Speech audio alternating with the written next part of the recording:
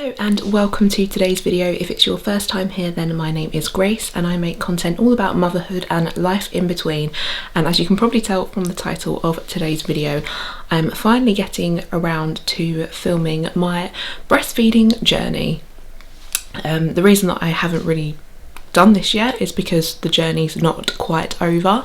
My son is 11 months old now and we are still breastfeeding a little bit, but I thought it was time, now that he's approaching a year, oh my god, how is that even possible, to sit down and talk about it, because I am in the process of gradually weaning him off the breast because I am pregnant with baby number 2, if you're new around here.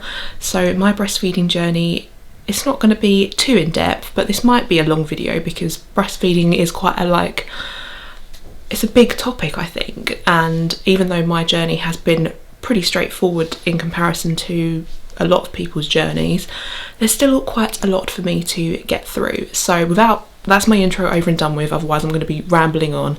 I'm going to get into it. So my breastfeeding journey obviously begun when Elliot was born in hospital, and if you are new around here, we spent 5 days in hospital when Elliot was first born. So I'm going to start the breastfeeding journey at the beginning, obviously, but I think that with breastfeeding, personally, I think a lot of it is down to luck. I think it's down to situation, baby, just individual situations, it seems. And we were in hospital for 5 days, as I say, so that was when everything begun, which was very stressful because it was during lockdown, obviously still in COVID times, and I wasn't allowed to have my husband in hospital. If you want to hear all about that, I'll leave the video where I talk about that up above, so I won't go into too much detail. But during my stay in the hospital, I spent a lot of time when I wasn't breastfeeding or trying to learn to breastfeed in the early days with Elliot. I actually used their hospital grade breast pumps to express milk, or the colostrums, when in those days, the first milk that comes in. So I spent a lot of my time expressing colostrum, because I couldn't really get comfortable in hospital breastfeeding Elliot, because I just found the chair really uncomfortable, found the bed really uncomfortable, and I was quite on edge because I just wanted to get home. So I struggled with actually breastfeeding, but I was expressing milk, so he was getting his colostrum through the bottle and a little bit from me on the breast, and I just spent so much time expressing milk. So I think that in those early days I helped get my supply up through expressing the milk on their machines, and he managed to gain his birth weight okay because he was drinking the colostrum through a bottle. And that is another thing that I want to make clear throughout my whole breastfeeding journey. Elliot has always had breast milk from the breast, and in the early days he also had breast milk from a bottle, and that was something that I really wanted to do all along if possible. I wanted to make sure that Elliot would take both, because I knew that I didn't want to be someone that breastfed for a really, really long time. Around a year if I was lucky enough. Can't believe we've got here now nearly. So I always knew that I wanted him to take a bottle as well, because I also planned on going back to work fairly soon after he was born. I went back at around when he was 4 months, so I wanted him to take a bottle then. I wouldn't be around all the time. So from an early basically his beginning of his life, really, he had purely breast milk from me and from a bottle. I use the Latch Munchkin bottles. I'll try and leave a link down below, and they are specially formulated and designed to replicate a breast as much as possible in a bottle form. So he's always had bottles very well, as being a breastfed baby. But in the early days, we were really very fortunate, to be honest. As soon as I got home from hospital and I was in my own home, I was so much more comfortable, I could relax, and we got into a bit more of a rhythm of breastfeeding, and I could just it started properly, I guess, when we came home. But then we did have a bit of a rough few weeks when he had a little bit of colic, and he just cried for about 3 weeks solid, and we had no idea what was wrong with him. But it wasn't until I actually downloaded a tracking app where you can track your breastfeeds. I've spoken about this app before. that I realised like maybe I wasn't feeding Elliot as frequently as I thought I was.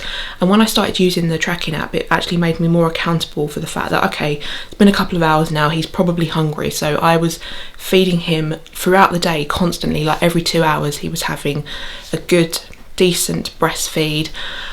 So during the day he was just on the boob constantly, but he was obviously feeding efficiently because he gained his weight when I saw the health visitor, and we did a lot of other things to help combat his colic.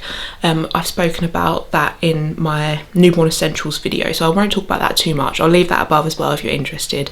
But basically, once we started using white noise, we swaddled him in a sleeping bag. He was getting better sleep. He was breastfeeding more efficiently. The colic stage did go, and we were very lucky. It was only for about 3 weeks, but they felt like the longest 3 weeks ever. But yeah, there were days where I was like, is my milk giving him wind? Is that why it seemed like this baby was in pain? But I don't think it was anything to do with that. I just think colic is one of those unexplainable, you're never going to know what it was. But there was a lot of things that we tried to sort of combat that. And I managed to persevere with the breastfeeding. Again, it's circumstantial with breastfeeding, isn't it? Because if he hadn't been putting on weight, I would have had to consider supplementing with formula or adding formula in and breast milk. But because he was seemingly okay with his weight, I could continue with the breastfeeding. So it was something that I really wanted to do for at least like the first 6 months of his life. When a baby is just purely on milk, I was quite adamant that I wanted to try and breastfeed if I could until he was 6 months. Just because of these COVID times that we're in, and just it's so beneficial, breast milk, and I was at home with him, I had the time, we weren't going anywhere because of lockdown or like just because of the circumstances last year. So I persevered with it, and he took to it. Like we were just so lucky. I know that some women, some families really struggle with breastfeeding, and I do consider myself very fortunate that we were as lucky as we were. There was no latch issues or anything like that. He didn't seem to have any intolerances to what I was eating. He was gaining weight. He got so chunky, I'll insert some cutaways, but he gained so much weight. So obviously the breast milk was very good for him, very beneficial. And once we got over those colicky days, he was a much happier baby. He slept really well, and I would put his sleeping well down to the fact that I was just constantly feeding him, breastfeeding him throughout the day, every couple of hours. I'd feed him sort of just ahead of, I wouldn't let him get hungry because that's when he got upset and sort of didn't want to let it get to that stage. So the breast was just the best thing for us, and it was the only thing that would like calm him down. It was just our number one go-to to soothe him, and we relied on the breast a lot in the early days. And yeah, I was like, when I knew that I was going back to work, I was a little bit like worried about leaving him to go to work, because we just always relied on the breast to be our kind of go-to to calm him down. So when I knew I was going back to work, we did have to kind of rely on other methods to soothe him and settle him. But luckily we have been really fortunate, like I said earlier, that he's always taken a bottle. So that's another thing. When I knew I was going back to work, I also did used to express milk quite frequently, and I used to freeze it because I was breastfeeding him and he was gaining loads of weight anyway. The breast milk that I expressed, I ended up like getting a really good supply of frozen breast milk, which I knew would come in handy when I went back to work. So that's how I managed to go back to work quite early, and he was still an exclusively breastfed baby, because I'd got this supply of breast milk in the freezer that my husband gave to Elliot when I went back to work. So we were just like I say, when I speak about it, I feel so fortunate that we were as lucky as we were, because it's not an easy journey, or it's not an easy thing to do, breastfeeding. It's probably, in some ways, it is a harder option, even though it's the most natural. It's meant to be natural, but it's not easy. So we were really, really lucky, and it was just down to perseverance and the situation that we were in. We were just very fortunate, really, that it was as smooth sailing as it was. And I'm not saying that in a boastful way. I'm just literally telling you how our experience was. So yeah, I went back to work when Elliot was 4 months old. He was still exclusively breastfed because he was having all the express milk in bottles. I did also used to come home for lunch, so if I needed to actually pop him on the boob, I could. Again, I've done a video talking all about that, so I'll link that up above so I don't have to talk about it too much. And yeah, he was exclusively breastfed until about the age of 6 months. I think we gave him like a taste of banana and like a few tastes of foods before 6 months, but like his main source of food and nutrients and whatnot was from breast milk until he was 6 months. And then when the weaning begun, that's when I knew that I wanted to cut down the breastfeeding, because he was still being breastfed and having a lot of breast milk. And just because I wanted him to experience weaning, and I kind of just knew that he was going to be a good eater, because of what, he was just a chunky baby. And again, we've been so fortunate with his weaning, like he's just taken to food so well. So we like gradually started the weaning at 6 months. So to begin with, it was just like letting him experience the tastes of food. It wasn't like his main kind of food, if that makes sense. He was just experiencing the taste of it. That's how I started it. And at that point as well, I also was introducing a bottle of cow's milk. I don't think that it's recommended from 6 months, I'm not really sure, but apparently my mum gave me cow's milk from about that age, and I've turned out okay. So I figured I'm going to slowly start introducing a cow's milk feed to drop a breastfeed and stuff like that. And then it literally just kind of went from there. Once he started weaning, he then was adding a cow's milk in, so he was needing less breast milk from me. And then once we'd got him used to the flavours of food, a little bit of the texture of food, it kind of just went from there really. And we gradually added more food to his diet, and then I was adding another bottle of cow's milk, just again really gradually. It wasn't anything like dramatic. I think as well, this probably at that stage my supply of express breast milk had run out. That's why I started using the cow's milk. So he was having the cow's milk in the bottle at that point. He was eating and experiencing food for the first time. It was so fun. I loved the weaning experience. And also at the age of 6 months, I think it was when Elliot was 6 months, my memory is just shot, I don't really know when it was, but around the age of 6 months was when we started trying for another baby. As crazy as that sounds, it was kind of like a casual thing. It was kind of, at that point we worked out that Elliot was 6 months. It would be we didn't expect to fall pregnant as quickly as we did, but we just thought, well, if it happens, it happens, it's meant to be. So around that age was when we stopped using contraception, and it was just like, well, if whatever happens. We didn't think it would. I hadn't had a period come back because I was still breastfeeding. However, Elliot did used to sleep quite well. He's always been a baby that slept very well. Put that down to the fact that he was well fed in the day. I'm not sure if that's just a coincidence or what, but yeah, he's always slept quite well. So probably from the age of like 10 weeks old, he was probably getting 8 hours at a time sometimes, so that's obviously very good. And when I have read about breastfeeding and periods returning, I think that when your body goes through, when the baby starts sleeping through the night, your body you can start your periods again, or your body can ovulate.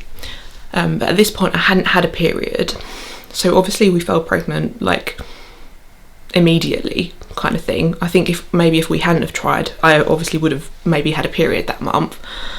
And yes, I fell pregnant when Elliot was 6 months old, which still just blows my mind because I didn't think that it would happen because, again, I've read that when you're breastfeeding, sometimes you can't always fall pregnant, which that was why we were just really relaxed about the whole thing. We were like, well, if it happens, it happens. So I fell pregnant whilst breastfeeding, and yeah, it was just crazy, really. I'm trying to recall back when I fell pregnant, how often I was breastfeeding, and I think by that point, because he was weaning, he'd had bottle milk and food at this point, I think I was probably feeding 3 to 4 times every 24 hours, so quite a lot less. When I think back to what he was having when he was really young, he was constantly breastfeeding.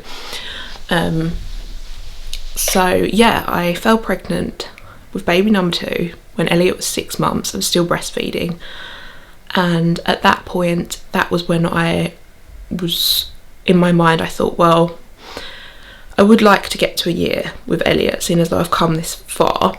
And even though I think he would be ready to stop because he loves his food, he's doing so well with weaning, and he likes his bottles of milk, his cow's milk, and we're now at the stage he is 11 months old and he has 2 feeds every 24 hours. So he has a feed before he goes down for bed at night, and then he has a breastfeed first thing in the morning, and then everything else, all his other nutrients now come from the food that we give him.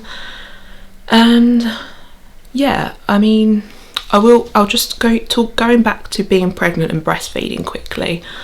I'm very fortunate in my pregnancies. Again, don't like to say it too often, that I seem to carry quite, I'm quite fortunate. I didn't experience horrendous morning sickness or anything like that. I always felt worse at night time with my like in the first trimester. Night times were the worst for me.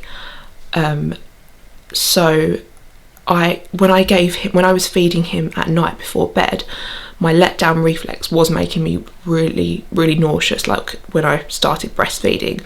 It was basically just the first few minutes of the feed made me feel really nauseous. I think that's quite a common thing when I researched it. But other than that, I didn't have I could continue breastfeeding. There was no issue with it. And then in the morning I was fine when he had his morning feed. It was just the nighttime feed that the letdown made me feel quite sick, but I was feeling rough and exhausted by that time anyway, so I was right off by that. I was literally going to bed at 6 p.m. I'm not even joking. I was so exhausted, and I was more exhausted in this pregnancy than my first one. I think that's because my body was still breastfeeding. Even though it wasn't a lot, it's still quite a lot. It does take a lot out of your body, doesn't it? And I was looking after a baby, whereas the first time I wasn't doing either of those things. So yeah, I would say I was a little bit more exhausted than my first pregnancy. But other than that, I managed to breastfeed while I was pregnant, early pregnancy, and I'm still pregnant, still breastfeeding. Now my tummy is getting a bit bigger. It is probably like a good thing that I am considering, well, I am definitely gonna stop around the 12-month mark, which is where I will end this video. I know that I can see that I've been talking for nearly 20 minutes now, so I'll try and wrap it up now. And I feel very fortunate that we've had such a good experience with it, and I am amazed by breastfeeding. I'm so fortunate that we've been lucky enough to have a good experience with it. So my plan now, when this video goes live, Elliot will probably be approaching a year, so we will be on our way to a year of breastfeeding. And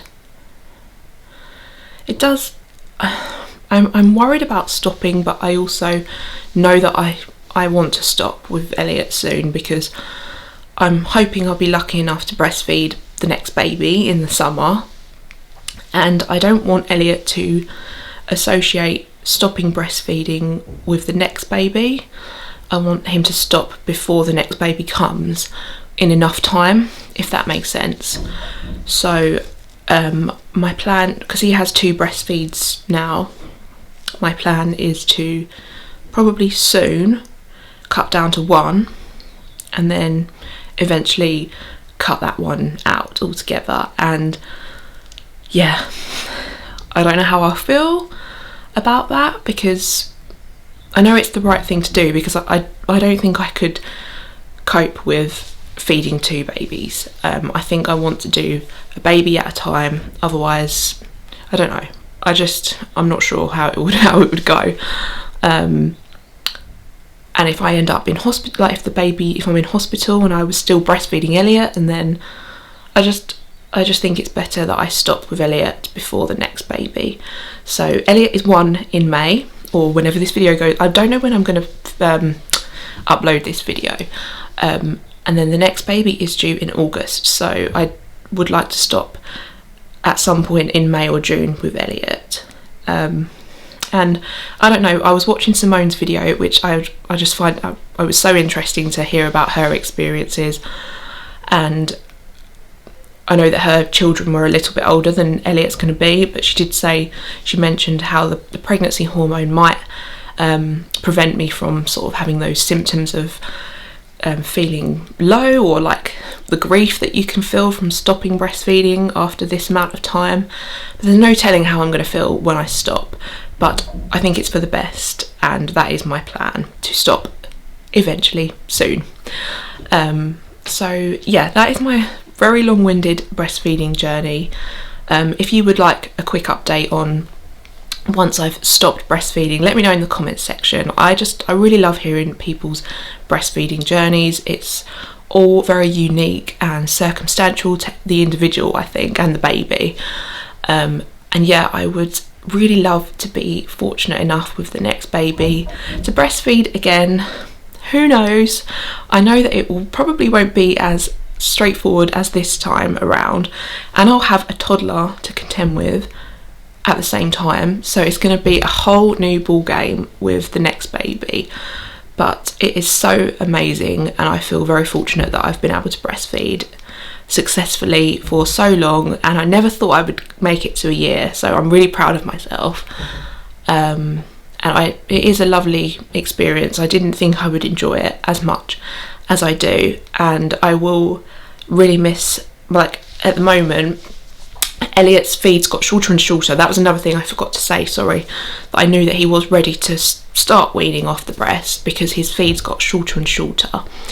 And his night feed is really short now. It's literally like he's only on the boob for about 3 or 4 minutes, so that is the next feed that I plan to cut out, I think, which is strange because I know that people like the bedtime feed as kind of the last one they drop, but in the morning he has quite a long breastfeed sometimes, and we're all cuddled in bed, me and my husband, like Elliot's in the middle of the bed with us, and it's just a really lovely way to start our morning. So I will miss that one, I think, the most. And yeah, it does make me emotional, like when I think about stopping. So I probably will be upset when I stop, but it is my plan to stop soon. So yeah, sorry if this video has been really rambly. I haven't really had any like structure to this. I've just spoken freely for the whole time. I don't know how this is going to be, but hopefully you've enjoyed it. If you're like me and you like hearing about other people's breastfeeding journeys, leave me a comment down below. Let me know if you enjoyed this type of video, and if you would like to hear what happens when I do eventually stop. I should have just filmed it when I finish, really, shouldn't I? But there you go, I needed some video ideas. So thank you so much for watching. I really hope you found this video useful or interesting. For you to subscribe if you haven't already. If you like content like this, buttons down below, give it a thumbs up, all that good stuff. And I am switching off for today. Thanks again, and I'll see you really soon.